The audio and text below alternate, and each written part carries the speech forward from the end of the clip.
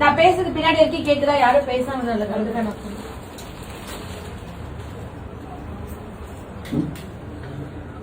இன்னைக்கு வந்து மே 18 எல்லாருக்கும் தெரியும் தானே? மே 18 அன்னைக்கு வந்துட்டு முள்ளிவாய்க்கால் அப்படின்ற இடத்துல நிறைய பேர் தெரியல. ஏன்னா இந்த வீடியோ எடுத்துட்டு இருக்க ஹர்னி டாக்டர்கிட்ட நான் வந்து மேதகு தலைவர்னு யார் மேம் அப்படின்னாங்க. அப்புறம் பிரபாகரனோடனே அவர் யார் மேம் அப்படின்னு கேட்டாங்க. ஸ்ரீலங்கால இருந்த ஸ்ரீலங்கா அங்க வந்து என்ன மேம் அங்க தமிழர்கள் போனாங்களா மேம் அப்படின்னு கேட்டாங்க. ஒரு நாள் எனக்கு நெஞ்சே வெடிச்சிருச்சு. அதனாலதான் அவங்களுக்கு பனிஷ்மெண்ட் வீடியோ எடுக்க வச்சிருக்கேன். அவங்க இதுல பிரேயர்ல கலந்துக்கிறதுக்கு அவங்க இதை தெரிஞ்சுட்டு கலந்துக்கிட்டோன்னு. நிச்சயமா நிறைய பேருக்கு தெரியவே இல்லை, இதை பத்தி ஒரு விழிப்புணர்வே இல்ல, யாருக்குமே இதை பத்தி புரிதல் இல்ல அப்படின்னு எனக்கு புரிஞ்சதுக்கு அப்புறம் நம்ம அதுக்கு அரசியல் இருக்கணுமா தேவையில்ல. நம்ம வீட்டுல வந்து நம்ம பெரியவங்க யாராவது இறந்து போயிருப்பாங்க, நம்ம வீட்டுல ஒரு குழந்தைங்க தவறி இருக்கும். பொங்கல் டைம்ல எல்லாம் வந்து அந்த போகி அன்னைக்கு நாங்க குலசாமி கும்பிட போவோம். அந்த இடத்துக்கு போகும்போது ஆத்தங்கர ரோட்ல கல்லு மட்டும் வச்சிருப்பாங்க. படையில எடுத்துட்டு போவோம். எதுக்கு போவோம்னா நம்ம வீட்டுல இருந்த சின்ன குழந்தைங்களோட அவங்களுக்காண்டி புது ட்ரெஸ் எல்லாம் எடுத்துட்டு போய் அங்க வச்சு எங்க ஊர் அம்பலூர் சைடுல ஒரு பழக்கம். இறந்த அந்த குட்டி குட்டி குழந்தைங்க இருப்பாங்கல்ல நம்ம வீட்டுல, அவங்களோட ஆத்மாக்காக அவங்களுக்கு எங்களை மாதிரி புது ட்ரெஸ் போடணும் ஆசை இருக்குல்ல. கல்யாணம் ஆகாத சின்ன பிள்ளைங்க தான் போகணும். அதுக்கு நான் சின்ன பிள்ளையா இருக்க வரைக்கும் அதுல எடுத்துட்டு போய் நாங்க போடுற புது ட்ரெஸ்ஸோட ஃபர்ஸ்ட் ட்ரெஸ் வந்து எடுத்துட்டு போய் அங்க வச்சு அவங்களுக்கு எல்லாம் சாமி கும்பிட்டுட்டு அப்புறம் வந்து போட்டுக்குவோம். அந்த மாதிரி இலங்கையில 1983 இது சொல்லி கொடுக்கறதே ஹர்னி மேம்காக தான். இலங்கையில 1983ல ஆக்சுவலி முத இந்த போராட்டம் ஆரம்பிச்சது. என்னன்னா தமிழ் பேசுறவங்க தனியா அங்க சிங்களம் பேசுறவங்க இருந்தாங்க. அதுல வந்து தமிழ் பேசுறவங்களுக்கு நிறைய வேலை வாய்ப்பு உரிமைகள்லாம் பறிக்கப்பட்டதுன்னு சொல்லி செல்வான்னு சொல்லிட்டு ஒருத்தர் தான் முத அந்த போராட்டத்தை ஆரம்பிச்சாரு. அவர் என்ன பண்ணா அறவழியில தான் போராடினாங்க. அதுக்கப்புறம் தான் அது வந்துட்டு ஆயுத ஏந்தி போராட்டமாச்சு. மே 16, 17 நம்மளுக்கு அறிகுறிகள் தெரிய ஆரம்பிச்சிருச்சு. ஏதோ சம்திங் ராங் 2009ல. நம்மளுக்கு அப்ப என்ன நடக்குதுன்னு தெரியல. நிறைய இப்ப பாக்குறோம் இசைப்பிரியா அக்காவெல்லாம் வந்துட்டு ட்ரெஸ்ஸே போடாம அவங்க வன்புணர்வு செஞ்சது எல்லாமே நம்ம இப்ப பாக்குறோம். இப்ப நம்மளுக்கு அந்த உணர்வுகள் இருக்கு.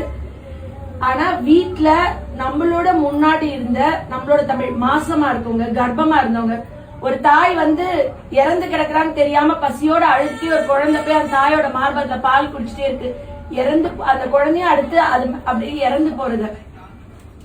இந்த மாதிரி ஒரு இனமே அழிஞ்சு போச்சு. ஜீனோசைட்னு உலக இதுல போடுறாங்க. ஜீனோசைட்னா ஒரு இனப்படுகொலை. ஒரு ஆள் 2 ஆள் இந்த ஜாதி இந்த மதம் இல்ல, எல்லாமே நடந்தது. அவங்க இறந்துட்டாங்க. ஆனா அந்த இந்த நேரத்துல மாசமா இருக்கவங்க, கை குழந்தையோட, வயசானவங்க எல்லாரும் போய் அவ்வளவு மோசமா ஒரு இடத்துல இறந்தாங்க. கடைசியா என்ன பண்ணாங்க, நோ ஃபயர் ஜோன் அனௌன்ஸ் பண்ணாங்க.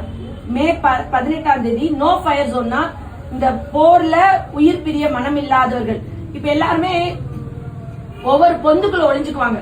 இப்ப காட்டுல ஒளிஞ்சிருந்த வீரப்பனை பிடிக்க முடிஞ்சதா? முடியல இல்ல. அந்த மாதிரி இலங்கையில ஒவ்வொரு பொந்துக்குள்ள மண்ணு கடையில குழி நோண்டி எல்லாம் ஒளிஞ்சுக்கிட்டாங்க. அவங்க எல்லாத்தையும் போய் தேடி தேடி கொல்லவே முடியாது, கடைசி வரைக்கும் கொண்டு முடிக்க முடியாது. அவங்க அதுக்கப்புறம் மக்களோட மக்களா கலந்துடலாம். சோ உயிர் வாழணும்னு நினைச்சு அந்த பொந்துக்குள்ள போய் ஒளிஞ்சிருந்த எல்லாத்தையும் கலெக்ட் பண்ணி ஒரு இடத்துக்கு கொண்டு வந்தாதான் மொத்தமா கொல்ல முடியும். அப்ப என்ன பண்ணாங்க, அந்த மண்ணு கடையில ஸ்கூல் பிள்ளைங்க, இந்த சின்ன பிள்ளைங்க, குழந்தைங்க, வயசானவங்க எல்லாம் ஒளிஞ்சிருந்தவங்க எல்லாத்தையும் உங்க எல்லாருக்கும் போர் வேணாம், போர்ல சாக வேணாம் அப்படின்னு நினைச்சீங்கன்னா நீங்க எல்லாரும் எந்திரிச்சு இந்த இடத்துக்கு வாங்க, முள்ளிவாய்க்கால் இடத்துக்கு வாங்க. அங்க வந்து உங்களை வந்து கொல்ல மாட்டோம், அது வந்து நோ ஃபயர் ஜோன் அப்படின்னு உலக நாடுகள்லாம் சொன்னதை நம்பி 2.5 லட்சம் பேருக்கு மேல வயசானவங்க, இந்த போர்ல கை போனவங்க, கால் போனவங்க, பெண்கள், மாசமா இருக்கவங்க எல்லாருமே வாழணும்ன்ற நம்பிக்கையோட அந்த இடத்துக்கு வந்தாங்க. அந்த 2.5 லட்சம் பேர் அங்க வந்த உடனே என்ன பண்ணிட்டாங்கன்னா, நீங்க வந்து வெள்ளை ட்ரெஸ் போட்டு வச்சாங்க ஃபர்ஸ்ட். அப்புறம் நீங்க ட்ரெஸ் எல்லாம் கழட்டிட்டு கையை தூக்கிட்டு அம்மனமா வரணும்னு சொன்னாங்க. ட்ரெஸ் ஃபுல்லா கழட்டிட்டு அம்மனமா வரணும்னு சொன்னப்ப எல்லா மாமனாரும் இருப்பாரு, அப்பாவும் இருப்பாங்க, மகனும் இருப்பாங்க, மகளும் இருப்பாங்க. அப்ப எல்லாரும் என்ன பண்ணாங்க, ட்ரெஸ் ஃபுல்லா கழட்டிட்டு கையை தூக்கிட்டு அதாவது சரண்டர் ஆனாங்க. அப்படி வந்தா அவ்வளோ பேரையும் மொத்தமா பாஸ்பரஸ் குண்டு போட்டு மொத்தமா காலி பண்ணிட்டாங்க. அந்த இனமே இருக்கக்கூடாது அப்படின்னு சொல்லிட்டு. அப்ப இந்த வேலையில வந்து அப்ப எந்த தப்பும் பண்ணாம இந்த போர்ல அவங்க சம்பந்தம் கூட இருக்க மாட்டாங்க. நம்ம வந்து ஜஸ்ட் ஒரு நம்மளோட அந்த தமிழ்நாடு ராமேஸ்வரம் அந்த பார்டர்ல இருந்து ஒரு 24-25 கிலோமீட்டர், நிச்சயமா அதோட தூரத்துல தான் நீங்க எல்லாம் வந்திருப்பீங்க. ஆனா அந்த உயிர்கள் பிரியும் போது இது நம்ம ஈரான்ல போர் நடந்தாலும் வருத்தப்படுறோம். நம்ம எப்படின்னா நமக்காண்டின்னு இல்ல, எங்கேயோ ஒரு கண்ணுக்குட்டி செத்து போச்சு, ஒரு ஒரு என்ன சொல்றது, மான் வந்து செத்துருச்சு, ஒரு சிங்கம் அடைக்கலம் கொடுக்குதுன்னா கூட அது ஏன்னு பார்க்க மாட்டோம். அப்பாடி இந்த சிங்கம் எவ்வளவு நல்லா இருக்கட்டும் அப்படின்னு நினைக்கிற இனம் தான் நம்ம. இதுக்கு நம்ம அரசியல் இருக்கணுமா, இதுக்கு நம்ம ஏதாவது இதா ஃபாலோ பண்ணுமா, எதுவுமே கிடையாது. ஜஸ்ட் வந்து அந்த பிரிஞ்ச ஆன்மாக்கள்லாம் இன்னைக்கு கடவுளோட சமூகத்துல பீஸ்ஃபுல்லா இருக்கணும்னு அவங்களோட ஆத்மா சாந்தி அடையணும்.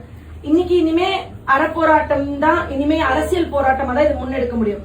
அரசியல்ல ஏன்னா அன்னைக்கு என் கணவர் தான் இது ஃபுல்லா எனக்கு சொல்லி கொடுத்தாங்க எனக்கு பேச. அப்ப என் கணவர் சொன்னாரு, மருது சகோதரர்கள் இங்க தூக்கிலிடப்பட்டாங்க, 350 பேர் கிட்ட கடைசி வரைக்கும் அவங்களோட இது ஃபுல்லா பிரிட்டிஷர்ஸ் கொண்டாங்க. அதுக்கப்புறம் பல 100 வருஷத்துக்கு கழிச்சாது இந்திய நாட்டுக்கு சுதந்திரம்னு ஒன்று கிடைச்சது. அந்த சுதந்திரம் ஒன்று கிடைச்ச உடனே அவங்களுடைய மரணம் வந்து நம்மளுக்கு இப்ப வீர மரணமா தெரியுது. ஒரு நாள் அவங்களுக்கு வந்துட்டு ஏதாவது ஒரு நியாயம் கிடைச்சதுன்னா நம்மளுக்கு இதெல்லாம் வந்து இவங்க எல்லாம் வீரமா உயிர் விட்டாங்கன்னு ஆயிரும். அந்த விடுதலையே கிடைக்கலன்னா அநியாயமா இப்படி இறந்து பரிதாபமா இருக்காங்கன்னு நினைப்போம். இந்த வேலையில அந்த குடும்பங்களை பிரிஞ்சு வெளிநாடுகள்ல ஃபுல்லா அகதிகளா, வெளிநாடுகள்ல ஃபுல்லா அடையாளம் இல்லாம இருக்கிற எல்லாரோட இடத்துலயும் கடவுள் துணையா இருக்கணும், அவங்கள சுத்தி பாதுகாப்பாலே இருக்கணும், அவங்க எல்லாம் நிம்மதியா வாழணும். நம்மளாம் போராட கூட இல்ல, வேடிக்கை பார்த்த நம்மளுக்கே இவ்வளவு எமோஷனலா இருக்கு. அம்மா பிரிஞ்சு அப்பா பிரிஞ்சு இவங்க இருக்காங்களா உயிரோடு இல்லையான்னு தெரியாம வீடு விட்டு ஊரை விட்டு நாடை விட்டு போறாங்க. சோ அந்த ஒரு துன்பம், இந்த மாதிரி நம்பிக்கையான இந்த இன்னைக்கு வந்துட்டு கடவுளே ஒரு குழந்தைய கொடுத்திருக்காங்க. இந்த குழந்தைகள்லாம் வளர்ந்து வரும்போது இதெல்லாம் நம்ம சொல்லும் போது அந்த கதைகள் வந்து வீர கதைகளா இருக்கணும்.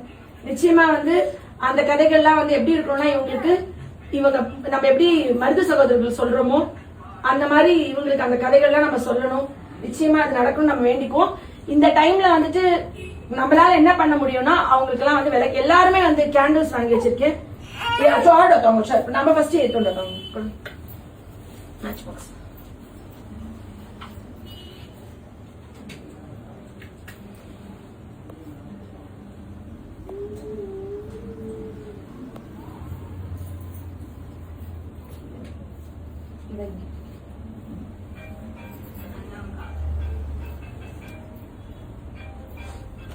அப்படியே எல்லாரும் கையில கேண்டில்ஸ் கொடுத்துருங்க. ஸ்டாஃப் எடுத்து கொடுங்க, எல்லா பேஷண்ட்ஸ் கையில.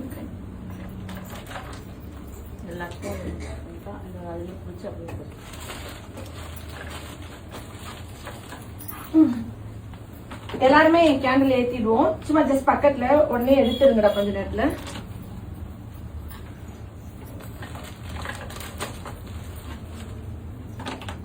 இந்த ஒரு நிமிஷம் நம்ம அவங்க எல்லாம் நினைச்சு அவங்களுக்காண்டி ப்ரேயர் பண்ணிக்குவோம்.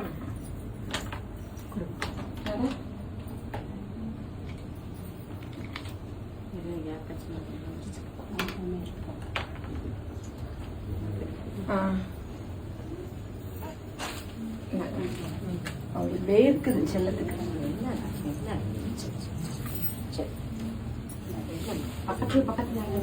நீங்க ஸ்டாஃப் எல்லாம் வந்து எல்லாம் 4 பேர் சேர்ந்து இருக்கிறீங்க. பேஷண்ட்ஸ்க்கு எல்லாரும் கொஞ்சம் வெயிட் பண்ணதுக்காக நன்றி. நம்மளுக்கு ஒரு மனசு ஒரு திருப்தி இருக்குல்ல, நம்ம அட்லீஸ்ட் நம்ம அவங்களுக்கு என்ன செய்ய போறோம்ன்றது பார்த்தா நம்ம ஒண்ணுமே செய்யல. அட்லீஸ்ட் நம்ம இன்னைக்கு அவங்கள நினைச்சுக்கலாம்ல. அதுக்காக தான் வரலாறு எல்லாருக்கும் தெரிஞ்சுக்கணும் தானே, ஹனி மெமரி இருக்கக்கூடாது.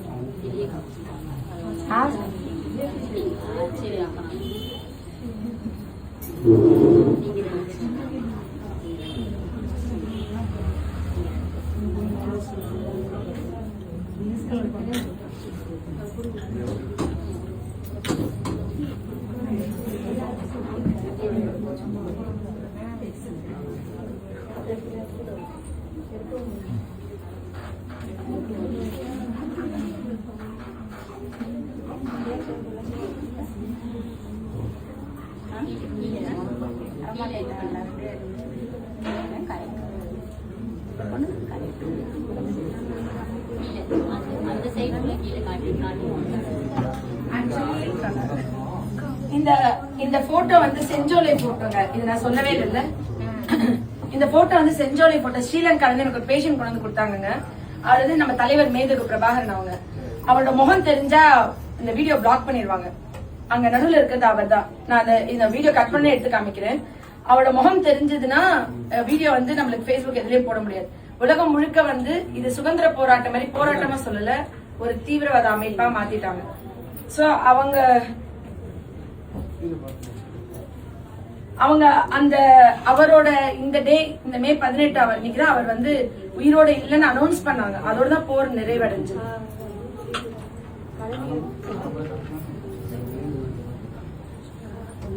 அதை அப்படி இழுத்து வச்சிருங்க. பக்கத்துல பக்கத்துல வச்சீங்கன்னா அடுத்தடுத்து வைக்க முடியும்.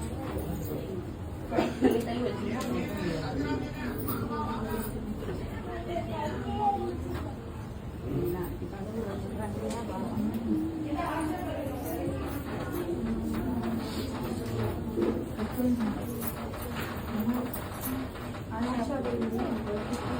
ஆஷா பர்வீன், ஆஷா பர்வீன் வாங்கப்பா, உள்ள வாங்க. நீங்கெல்லாம் வச்சிருக்கீங்க